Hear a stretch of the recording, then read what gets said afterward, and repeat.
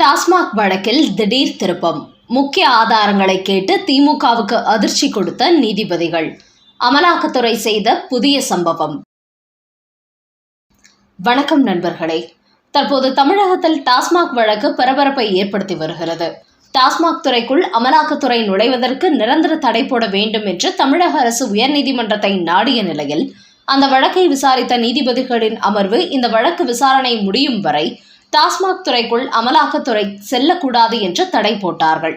ஆனால் அதையடுத்து இரண்டாவது அமர்வு இந்த வழக்கு விசாரித்த போது அமலாக்கத்துறை சமர்ப்பித்த ஆதாரங்களை பார்த்த நீதிபதிகள், டாஸ்மாக் அதிகாரிகள் யாரும் கொடுமைப்படுத்தப்படவில்லை, மனித உரிமை மீறல் எதுவும் நடைபெறவில்லை என்று சொல்லி அமலாக்கத்துறைக்கு விதிக்கப்பட்ட தடையை நீக்குவதற்கு தயாரானார்கள். இதனால்தான் அதிர்ச்சியடைந்த திமுக உச்சநீதிமன்றத்திற்கு ஓடியது. ஆனால் தற்போது உச்சநீதிமன்றமும் இந்த வழக்கை வேறு மாநிலத்துக்கு மாற்ற முடியாது, சென்னை உயர்நீதிமன்றமே விசாரிக்கட்டும் என்ற திமுகவுக்கு அதிர்ச்சி தீர்ப்பு கொடுத்து விட்டார்கள். இந்த நிலையில் இன்று மாலை மீண்டும் நீதிபதிகள் கே. ராஜசேகர், எஸ்.எம். சுப்பிரமணியன் அமர்வில் டாஸ்மாக் வழக்கு விசாரணைக்கு வந்தது. அப்போது மறுபடியும் டாஸ்மாக் அதிகாரிகளை மிரட்டும் தொனியில் அமலாக்கத்துறை அதிகாரிகள் விசாரணை நடத்தியதாக திமுகவின் வழக்கறிஞர் விக்ரம் சௌத்ரி வாதாடினார். ஆனால் அதற்கு நீதிபதிகளோ 3 நாள் ரைடில் என்ன நடந்தது என்பதை அமலாக்கத்துறை குற்றப்பத்திரிகை தாக்கல் செய்துவிட்டார்கள். அதோடு சிசிடிவி கேமரா ஃபுட்டேஜ் எங்களுக்கு வந்துவிட்டது, அதனால் அதே விஷயத்தை திரும்ப திரும்ப சொல்லிக் கொண்டிருக்க வேண்டாம் என்று கூறியவர்கள் இந்த வழக்கை அடுத்த கட்டத்திற்கு கொண்டு செல்ல வேண்டும். அதனால் டாஸ்மாக் துறையில் 1000 கோடி ஊழல் நடந்ததற்கான ஆதாரங்களை அமலாக்கத்துறை சமர்ப்பித்து விட்டார்கள். அதற்கு நீங்கள் என்ன சொல்கிறீர்கள்? அடுத்த கட்டமாக அதிகாரிகளிடத்தில் விசாரணை நடத்தி ஊழலுக்கு காரணமானவர்களை வெளியில் கொண்டு வர தயாராகிவிட்டார்கள். அதனால் தேவையில்லாத விஷயங்களை பேசிக்கொண்டு இந்த வழக்கை திசை திருப்ப வேண்டாம் என்று நீதிபதிகளும் விக்ரம் சௌத்ரிக்கு காட்டமான பதில் கொடுத்தவர்கள், நாளை இந்த டாஸ்மாக் வழக்கு மீண்டும் விசாரணைக்கு வரவுள்ளது. அப்போது உங்களது நிலைப்பாடு என்ன என்பதை சொல்லுங்கள். இந்த வழக்கை நாங்கள் அடுத்த கட்டத்திற்கு எடுத்துச் செல்ல தயாராகிவிட்டோம் என்று ஒரு கருத்தை பதிவு செய்துள்ளார்கள். இதன் காரணமாக இந்த டாஸ்மாக் வழக்கை இனிமேலும் அதிகாரிகளை துன்புறுத்தினார்கள் என்கிற ஒரு விஷயத்தை வைத்துக்கொண்டு திமுக காலம் தள்ள முடியாது என்பது தெரிய வந்துள்ளது.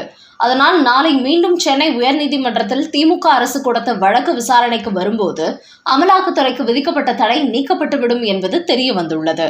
மேலும் இந்த டாஸ்மாக் வழக்கை சென்னை உயர்நீதிமன்றத்திலேயே விசாரித்துக் கொள்ளுங்கள் என்று உச்சநீதிமன்றம் தெரிவித்த நிலையில் அங்கு தொடுத்திருந்த மனுவை தமிழக அரசு திரும்ப பெற்றுள்ளது. அதனால் அடுத்தபடியாக சென்னை உயர்நீதிமன்றத்திலேயே திமுக அரசு ஓடவும் முடியாமல் ஒளியவும் முடியாமல் வசமாக சிக்கிக் கொண்டுள்ளது. குறிப்பாக இந்த வழக்கை சென்னை உயர்நீதிமன்றத்தில் தொடுத்த தமிழக அரசு வழக்கு நடைபெற்றுக் கொண்டிருக்கும் போதே வேறு மாநிலத்துக்கு மாற்ற வேண்டும் என்று உச்சநீதிமன்றத்தை நாடியதை சுட்டிக்காட்டிய நீதிபதிகள், உங்களின் இந்த செயல்பாடு எங்களை இழிவுபடுத்துவது போல் உள்ளது. நாங்கள் நடுநிலையான தீர்ப்பை சொல்லவில்லை என்று நீங்கள் மறைமுகமாக குறிப்பிடுவது போல் உள்ளது. இதை வைத்து பார்க்கும்போது டாஸ்மாக் வழக்கை நீங்கள் பொதுநல நோக்கத்துடன் தாக்கல் செய்யவில்லை, யாரையோ காப்பாற்றுவதற்காகத்தான் இந்த வழக்கை நடத்துகிறீர்கள் என்பதும் உங்களது செயல்பாட்டிலேயே தெரிகிறது என்றும் தமிழக அரசு வழக்கறிஞரை நோக்கி அதிரடியாக கூறியிருக்கிறார்கள். அதனால் அடுத்தடுத்த நாட்களில் இந்த வழக்கு விசாரணைக்கு வரும்போது நீதிபதிகளின் செயல்பாடு கடுமையாக இருக்கும் என்று திமுக வட்டாரம் கலவரத்தில் காணப்படுகிறது. அதோடு அமலாக்கத்துறைக்கு எதிராக தமிழக அரசு தாக்கல் செய்த வழக்கை வாபஸ் பெற இருப்பதாக உயர்நீதிமன்றத்தில் கூறப்பட்டுள்ளது. அதே சமயம் டாஸ்மாக் துறை தொடுத்த வழக்கு மட்டும் தொடர்ந்து நடைபெறும் என்று கூறியுள்ளார்கள். இந்த நிலையில் திமுக தரப்பு டாஸ்மாக் வழக்கை திரும்ப பெறுவதாக இருந்தால் பிரமாண பத்திரம் தாக்கல் செய்ய வேண்டும் என்று நீதிபதிகள் கூறியுள்ளார்கள். அதனால் கூடிய சீக்கிரமே இந்த டாஸ்மாக் வழக்கு சம்பந்தமாக தமிழக அரசு சென்னை உயர்நீதிமன்றத்தில் பிரமாண பத்திரம் தாக்கல் செய்வார்கள் என்பது தெரிய வந்துள்ளது. அடுத்த செய்தி. உச்சநீதிமன்றத்தில் பிரமாண பத்திரம் தாக்கல் செய்த செந்தில் பாலாஜி. அமைச்சர் பதவி தப்புமா? போக்குவரத்து துறையில் மோசடி செய்த வழக்கில் கைது செய்யப்பட்டு ஓராண்டுக்கு மேலாக புழல் சிறையில் இருந்தார் செந்தில் பாலாஜி. ஆனால் அதையடுத்து உச்சநீதிமன்றம் ஜாமீன் கொடுத்ததை அடுத்து உடனடியாக மீண்டும் அமைச்சராகிவிட்டார். இந்த நிலையில் ஆட்சி அதிகாரத்தை கையில் வைத்துக்கொண்டு சாட்சிகளை அவர் கலைத்து வருவதாக சொல்லி அவரது ஜாமீனை ரத்து செய்ய வேண்டும் என்று உச்சநீதிமன்றத்தில் ஒரு மனு தாக்கல் செய்யப்பட்டது. இந்த நிலையில் இதுகுறித்து செந்தில் பாலாஜியிடம் உச்சநீதிமன்றம் விளக்கம் கேட்டு வந்த நிலையில் நீதிமன்றத்தில் ஆஜராகாமல் இருந்தவர் இன்று ஒரு பிரமாண பத்திரம் தாக்கல் செய்துள்ளார்.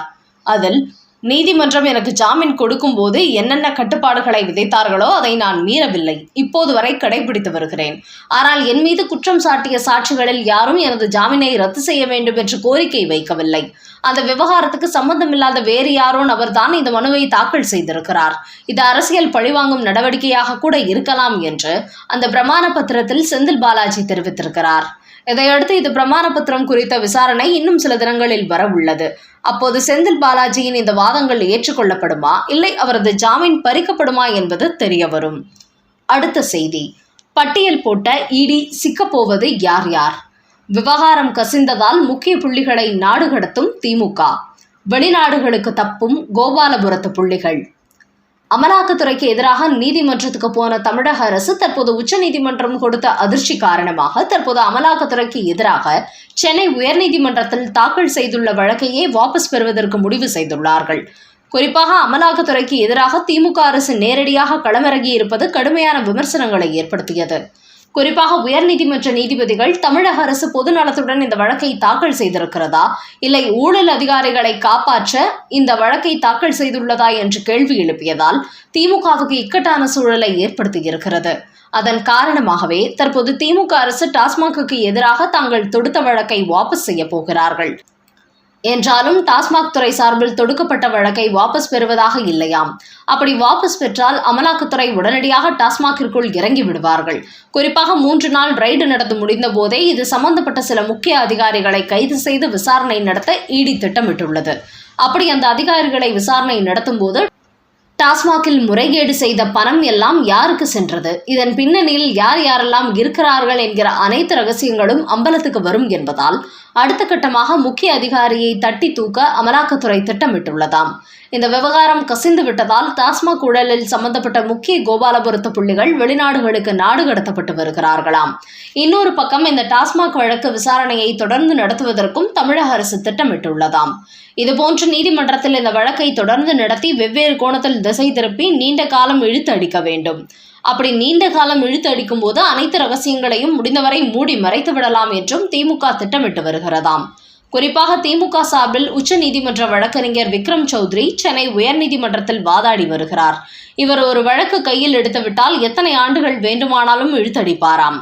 அதன் காரணமாகவே இவரை வைத்து இந்த வழக்கை தேவையில்லாமல் உச்ச நீதிமன்றம் வரை கொண்டு சென்று உயர்நீதிமன்ற நீதிபதிகளின் கோபத்துக்கு ஆளாகிவிட்டது திமுக அரசு. அதனால் என்னதான் சீனியர் வழக்கறிஞரை வைத்து இந்த வழக்கை இழுத்தடிக்க நினைத்தாலும் கூடிய சீக்கிரமே நீதிபதிகள் டாஸ்மாகிற்கு எதிராக போட்டுள்ள தடையை நீக்கிவிடுவார்கள் என்றும் கூறப்படுகிறது.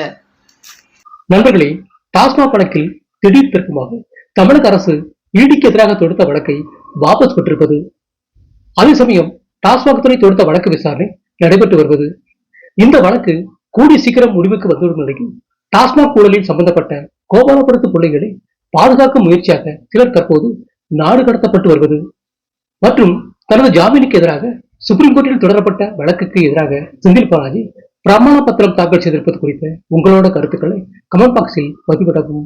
நன்றி, வணக்கம்.